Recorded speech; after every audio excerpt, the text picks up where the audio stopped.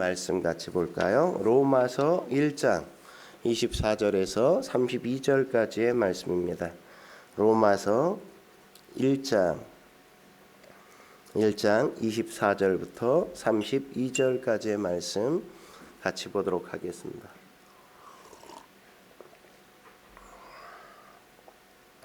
(24절부터) 한 절씩 교독하겠습니다. 그러므로 하나님께서 그들을 마음의 정욕대로 더러움에 내버려 두사 그들의 몸을 서로 욕되게 하게 하셨으니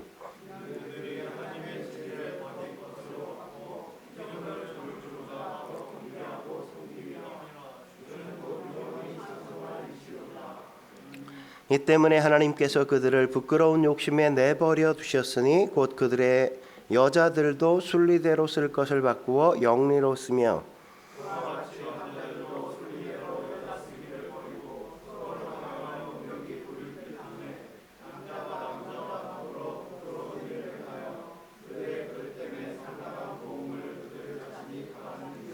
또한 그들이 마음에 하나님 두기를 싫어하며 하나님께서 그들을 그 상실한 마음대로 내버려 두사 합당하지 못한 일을 하게 하셨으니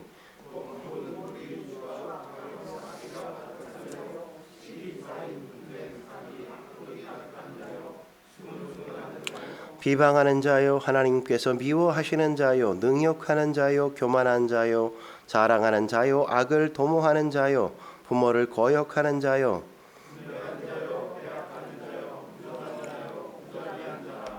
함께 읽겠습니다. 그들이 같은 일을 행하는 자를 사형에 해당한다고 하나님께서 정하심을 알고도 자기들만 행할 뿐 아니라 또한 그런 일을 행한 자들을 옳다 하느니라. 아멘. 오늘은 거룩한 육이 하나님은 포기하지 않으신다는 주제로 하나님의 말씀 함께 나눌까 합니다. 우리가 요즘은 잘 쓰지 않는 것 같은데 한때 잘생긴 선남선녀를 가리쳐서 킹카, 퀸카 이렇게 썼단 말이죠. 뭐 대학가에서 주로 이 대학의 킹카는 누구야, 퀸카는 누구야, 뭐 이렇게 많이 얘기하지 않았습니까? 킹카는 킹카드의 준말이고 퀸카는 퀸카드의 준말이란 말이죠. 7, 80년대 대학가에서 한창 유행했던 카드 게임인 마이티라는 카드 게임, 포커 게임에서 유래한 거죠. 미팅을 나가서 제일 잘생긴 남자, 그 사람을 킹카라 그랬고 제일 매력적인 여자, 그 여자를 퀸카 이렇게 우리가 불렀단 말이죠. 근데 사실 이건 좋은 접근은 아닌 거죠. 사람을 외모로 판단하는 거 아니겠습니까?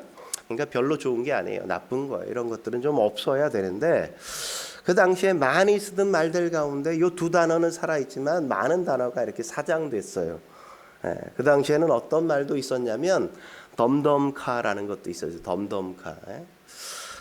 그저 그렇다 이런 거죠. 덤덤하다. 그래서 덤덤카 이렇게 얘기하기도 했고 후지카 이런 말도 있었어요. 후지카. 후지다 이거죠. 후지다. 생긴 게 좀 후졌다. 이래서 후지카 이런 말도 있었고 의학카도 있었어요. 의학카.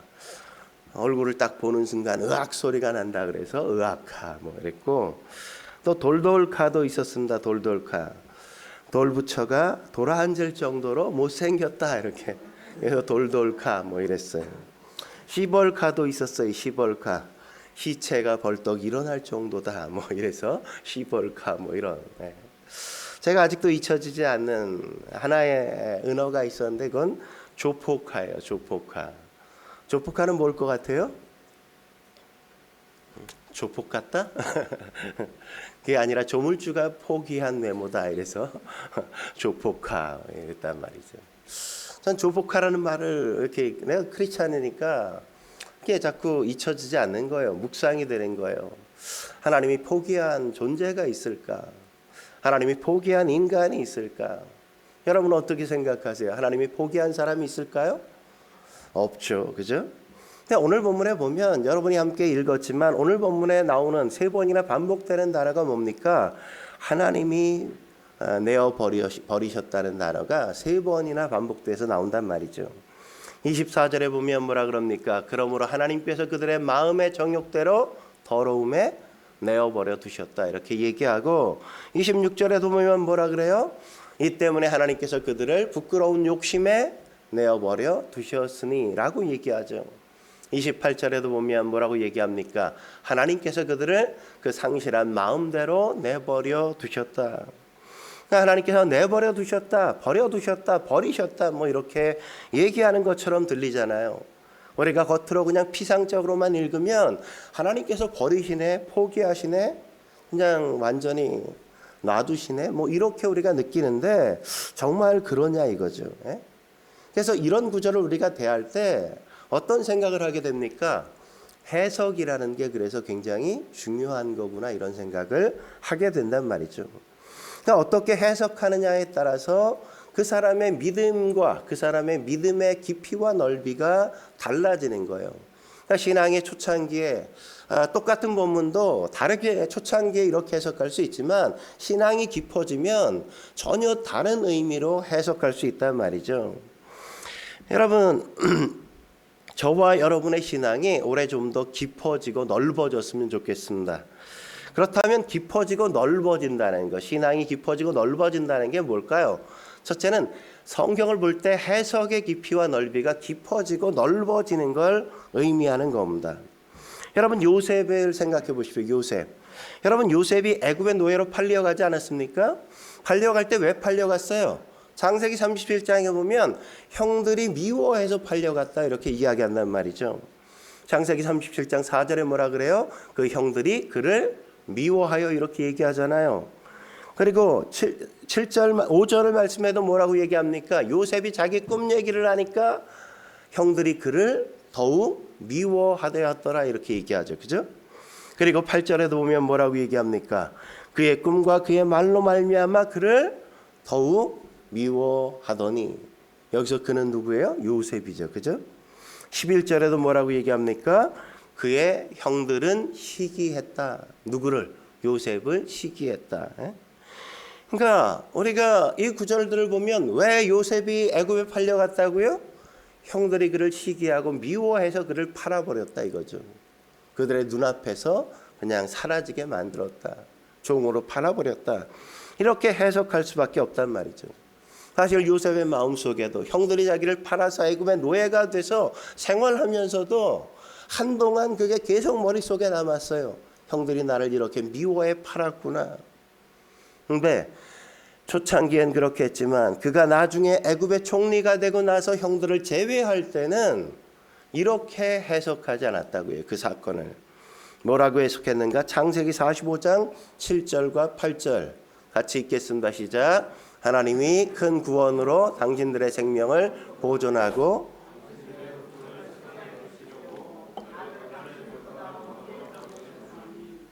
그런즉 나를 이리로 보낸 이는 당신들이 아니요 하나님이시라. 하나님이 나를 바로에게 아버지로 삼으시고 그 온 집의 주로 삼으시며 애굽 온 땅의 통치자로 삼으셨느니라. 해석이 바뀌지 않았습니까? 당신들이 나를 미워해서 여기 내가 온 게 아니라 하나님이 날 이곳에 보내신 거야. 당신들의 미움 때문에 내가 여기 온 게 아니라 하나님이 계획하셨기 때문에 내가 애굽에 올 수밖에 없었던 거야.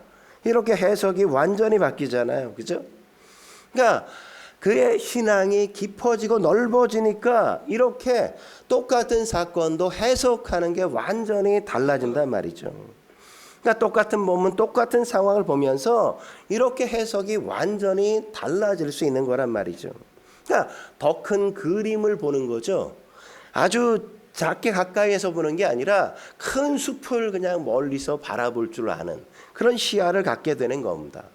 하나님의 크신 계획, 하나님의 놀라운 큰 그림, 그게 뭔지를 보니까 형들의 미움은 그냥 그걸 통해서 하나님께서 역사하신 거구나. 이렇게 이해하게 된 거란 말이죠.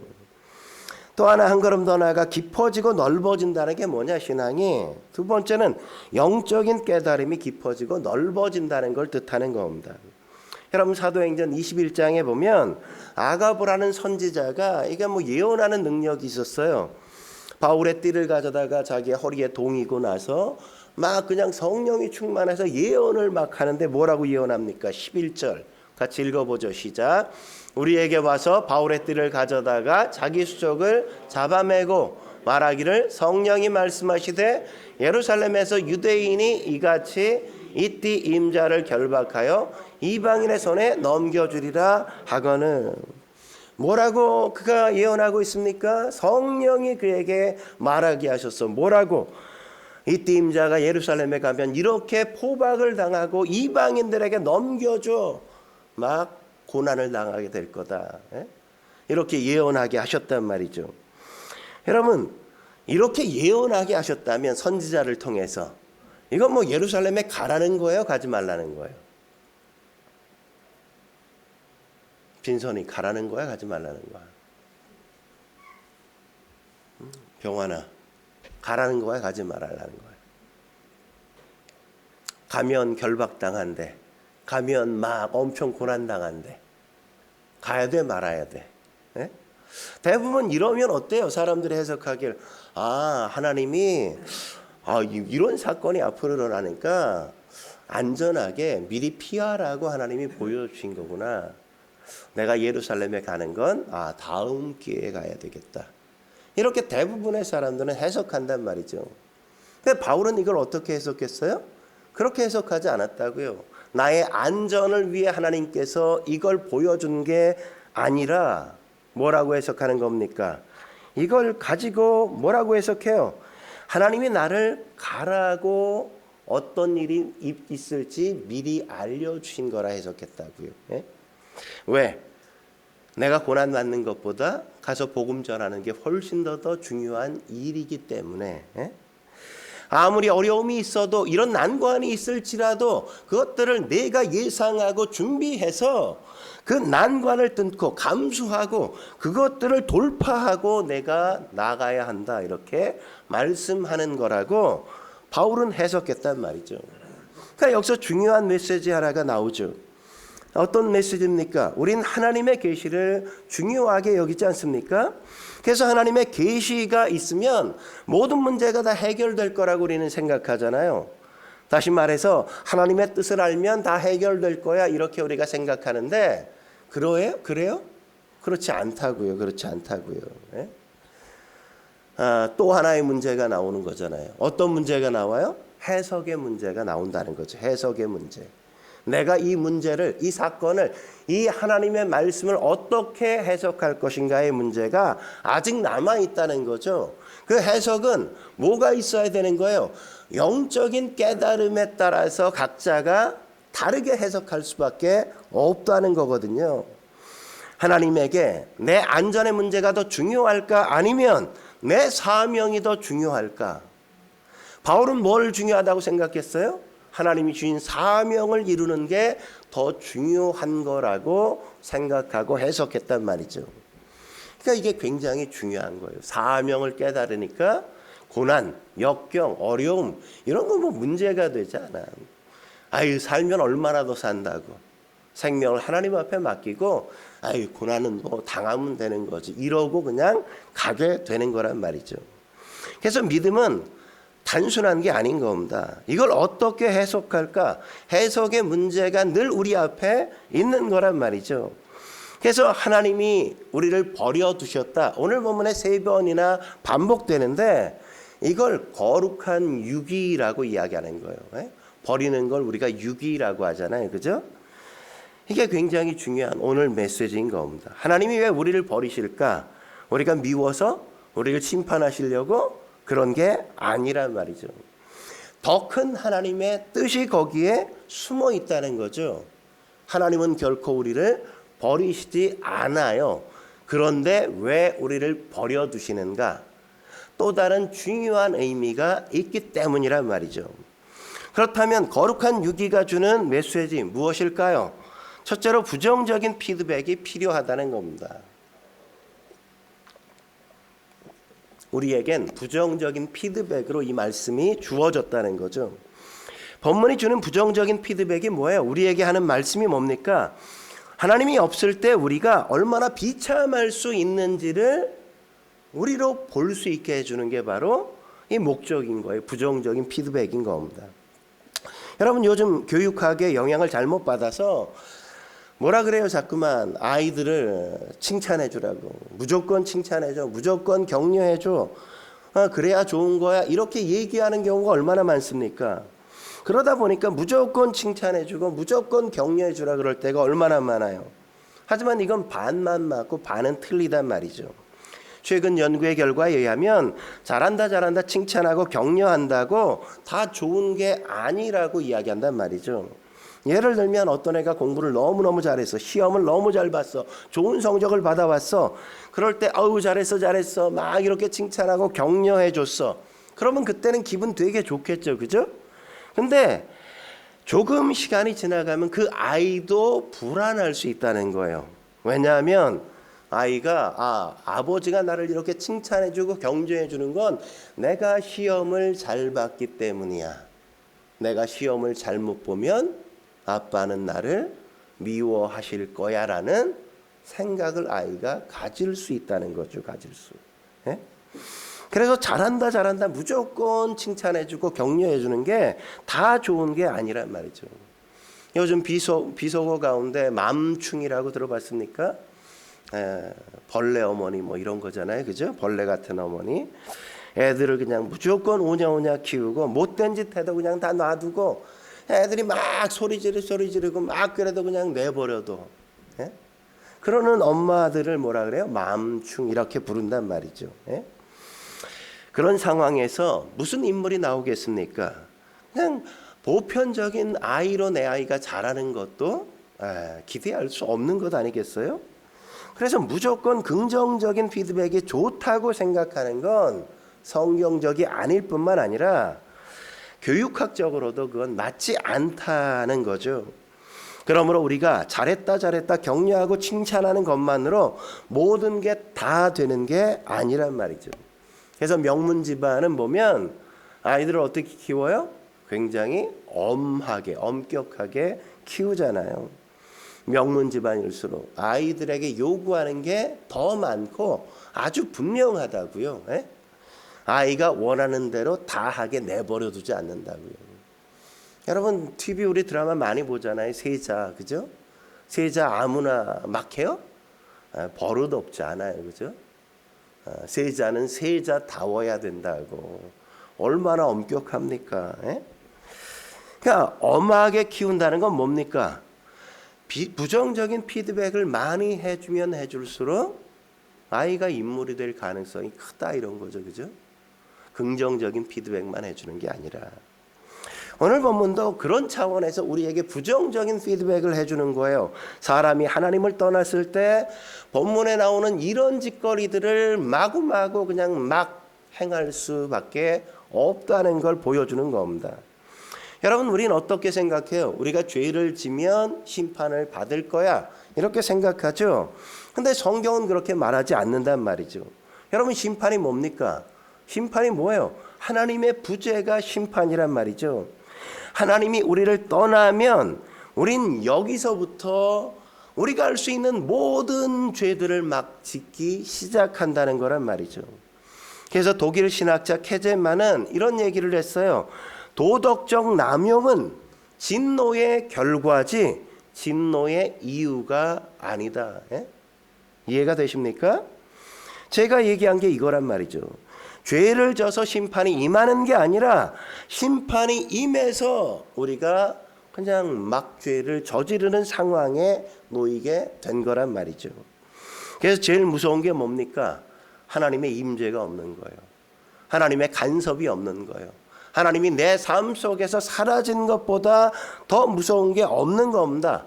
하나님의 임재가 사라지면 이 모양 이 꼴로 살 수밖에 없다고 보여주는 그림이 29절에서 31절까지의 말씀이에요. 같이 한번 읽어볼까요? 시작. 곧 모든 불이 추악, 탐욕, 악의가 가득한 자요 시기, 살인, 분쟁, 사기, 악독이 가득한 자요 수끈수끈하는 자요 비방하는 자요 하나님께서 미워하시는 자요 능욕하는 자요 교만한 자요 자랑하는 자요 악을 도모하는 자요 부모를 거역하는 자요 우매한 자요 배약하는 자요 무정한 자요 무자비한 자라. 몇 가지가 나오는지 아세요? 여러분이 세지 않도록 내가 그냥 미리 셌어. 21가지가 나와. 21가지. 이 21가지 죄는 이런 죄를 져서 우리가 심판받는 게 아니라 하나님의 임재가 우리 안에서 사라지고 하나님이 우리의 삶 속에서 사라지면 이런 죄들을 그냥 마구마구 짓게 된다는 걸 이야기해 주는 거예요. 그래서 그런 말이 있잖아요. 하나님이 안 계시면 사람은 못할 짓이 없다. 그렇지 않습니까? 사람은 못할 짓이 없다고요. 인간이 그런 존재란 말이죠. 하나님이 계신다는 걸 아니까 우리가 그래도 이 정도 그냥 사는 거지. 하나님이 안 계셔 그러면 난리 부르스를 친단 말이죠. 제가 이 21가지 목록을 한번 이렇게 쭉 기록하면서 이걸 어떻게 분류할 수 있을까 생각해 봤어요. 왜냐하면 잘 분류하면 여러분이 기억하기 쉽잖아요. 그죠? 근데 아무리 분류하려고 해도 이게 잘 분류가 안 돼. 그래서 제가 깨달은 게 뭐냐면 그러니까 죄구나 이런 생각이 들었어요. 죄는 기준도 없고 패턴도 없어요. 진짜 더러운 게 죄란 말이죠. 죄는 분류 자체가 될 수 없는 거란 말이죠. 한마디로 말해서 하나님의 성품과 정반대되는 게 다 죄라는 겁니다. 그래서 패턴도 없고 기준도 없어요. 무슨 패턴이나 기준이 있어야 분류가 가능하죠. 그냥 다 쓰레기 같은 짓. 그런 것들을 행하는 거란 말이죠. 그래서 우리가 이 21가지 죄와 싸우려고 하면 이길 수 있을까요? 없어요. 어떻게 하면 이 죄들을 우리가 이겨요? 하나님의 임재 가운데 나아가면, 하나님을 의식하기 시작하면 우리가 이런 죄들을 감히 짓지 않을 수 있게 된단 말이죠. 그게 바로 오늘 본문이 우리에게 부정적인 피드백으로 주는 메시지라고요. 하나님을 떠나면 너희는 이 모양 이 꼴이야. 네가 하는 짓이 이런 거 아니야? 이렇게 우리에게 보여주는 겁니다. 그러니까 뭐가 필요해? 하나님의 임재가 필요한 거라고. 하나님에 대하여 목마름을 갖도록 우리를 이끌어가는 겁니다. 중요한 게 뭐예요? 하나님의 임재라는 거죠, 우리에게. 여러분 창세기 21장에 보면 블레셋의 아비멜렉이 아브람을 찾아와서 22절에 이런 얘기를 하죠. 같이 한번 22절 읽겠습니다. 시작.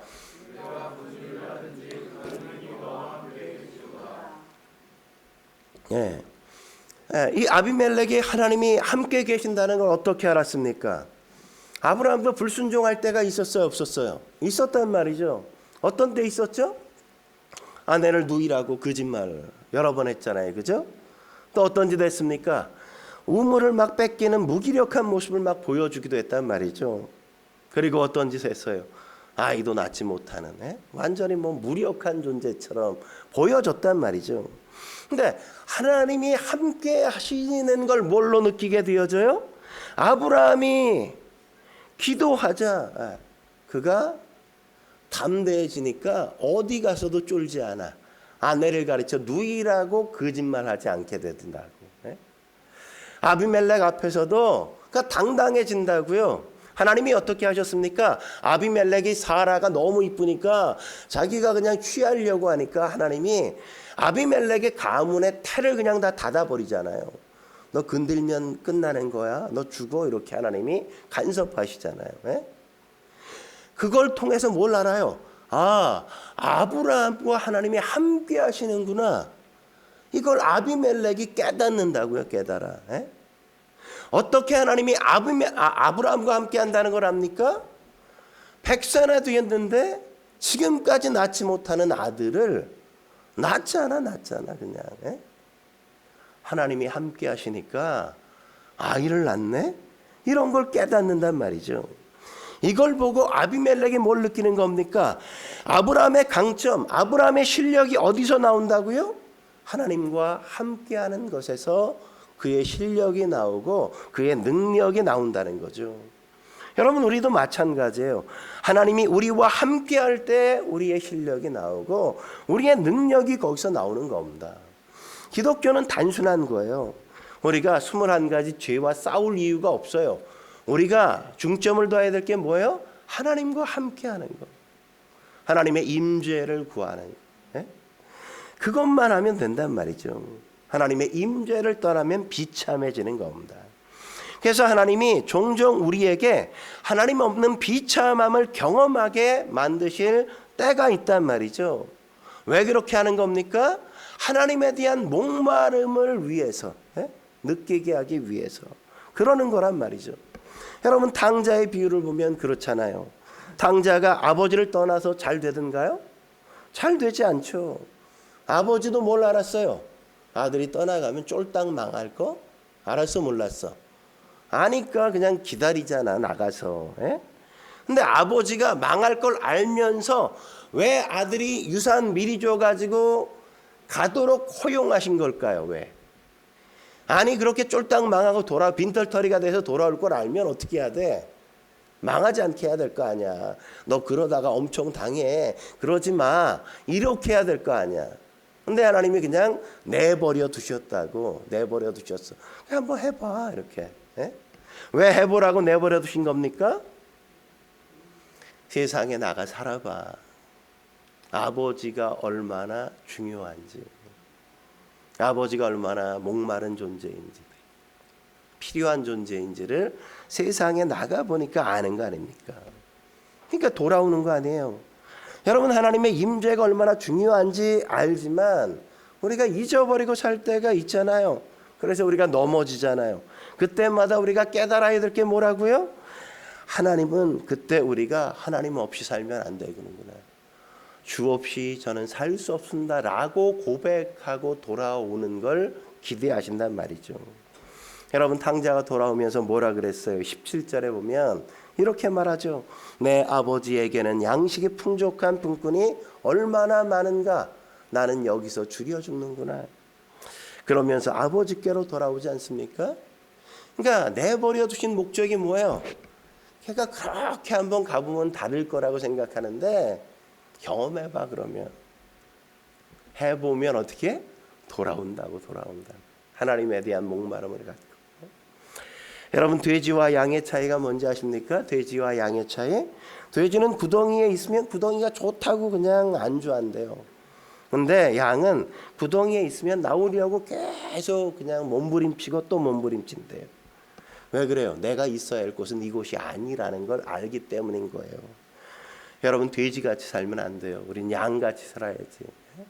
우리가 하나님을 떠나서 막 살면서 우리가 막 무너질 때 어떻게 해야 돼요? 아, 우리가 여기서 살면 안 되는구나. 그리고 다시금 하나님 앞에 돌아와야 된단 말이죠. 하나님 없는 비참함을 경험했다면 내 인생 이렇게 끝나는 거구나 하고 좌절하고 절망할 게 아니라 하나님, 내게 임재해 주옵소서. 내가 주께로 돌아갑니다. 천부여 의지 없어서 손들고 갑니다. 주여 저를 붙들어 주옵소서. 그러고 하나님 앞에 나와야 된단 말이죠. 그렇게 하나님 앞에 돌아와야 그 인생이 하나님과 함께 더불어 끊임없이 살게 되는 겁니다. 한 걸음 더 나아가 거룩한 유기가 주는 메시지 뭡니까? 하나님의 인도하심이 필요하다는 겁니다. 하나님의 인도하심이 우리의 삶 속에 필요하다는 거죠.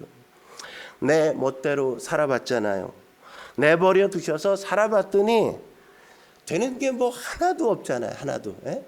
뭐 잘 되는 게 있어요? 하나도 없잖아. 탕자가 나가 살아봤더니 되는 게 하나도 없이 쫄딱 망해서 돌아오잖아. 그렇게 해서 깨달은 게 뭡니까? 자유가 이렇게 엄청 두려운 거구나 하는 걸 깨닫는다고요. 신앙이 깊어지고 넓어지면 무서운 게 뭔지 아십니까? 내 마음대로 하도록 놔두는 게 제일 무서운 거예요. 제일 무서운 거. 그래서 사사기 같은 모습이 제일 무서운 거란 말이죠. 지 소견에 오른 대로 행했더니 다 쫄딱 망하더라. 이렇게 끝난단 말이죠.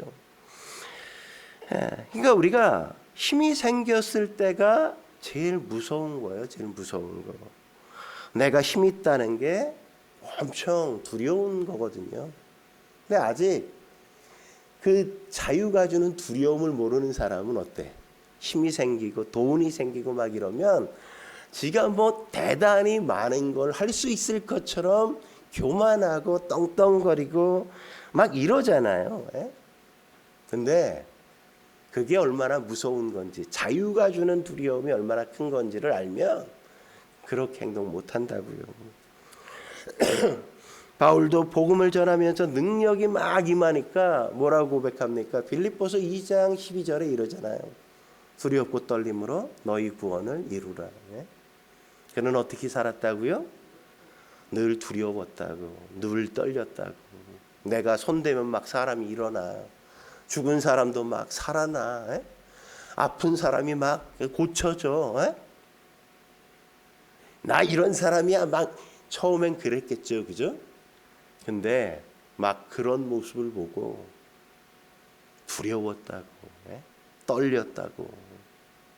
내가 이런 큰 능력을 갖고 있다는 게 얼마나 무서운 건지 그는 깨닫기 시작한 거예요. 내가 내 마음대로 할 수 있다는 게 정말 무서운 거거든요. 자유가 그래서 부담스러운 거예요.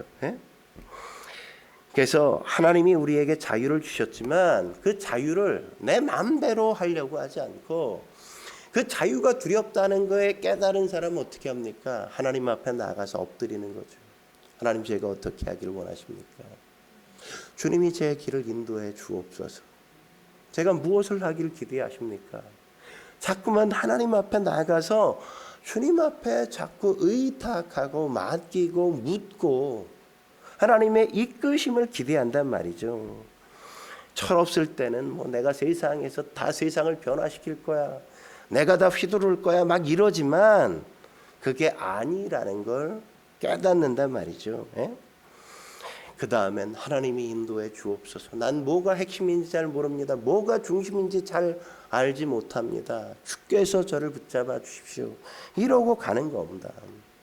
로마서 8장에서도 바울이 뭐라고 고백합니까? 내가 얼마나 연약한지도 난 잘 모르고 내가 무엇을 기도해야 될지도 잘 모른다고 그는 이야기하잖아요. 그래서 26절에 뭐라 그래요? 마땅히 기도할 바를 알지 못하나 성령이 말할 수 없는 탄식으로 인도해 주셔야 제가 구할 것을 구할 수 있습니다. 그죠? 난 구할 것도 뭔지 몰라. 뭘 구해야 될지.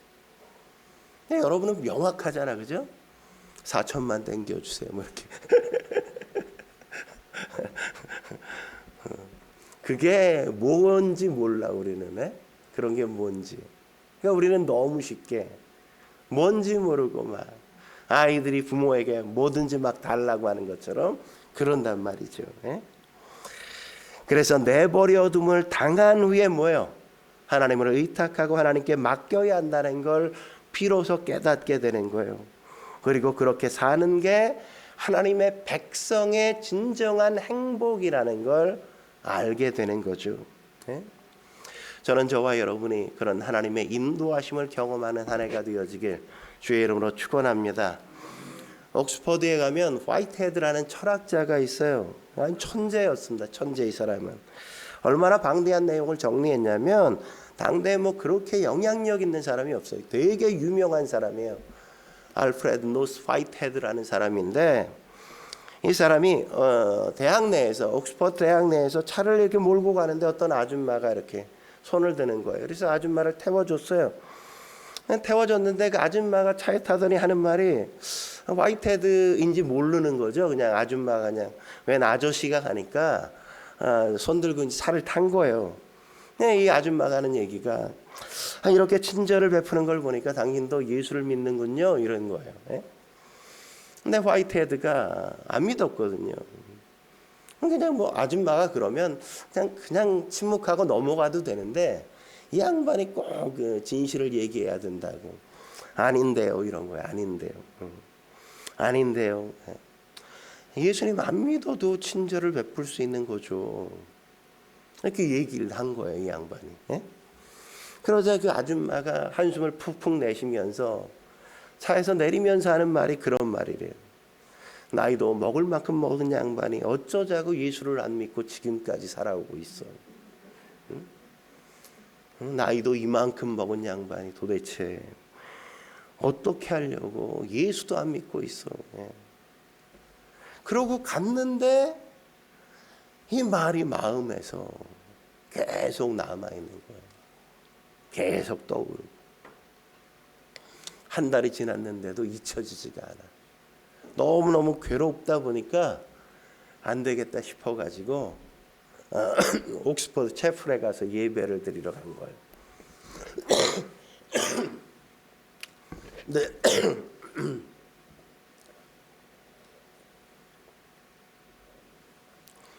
예배를 드리러 딱 갔는데 난리가 났어.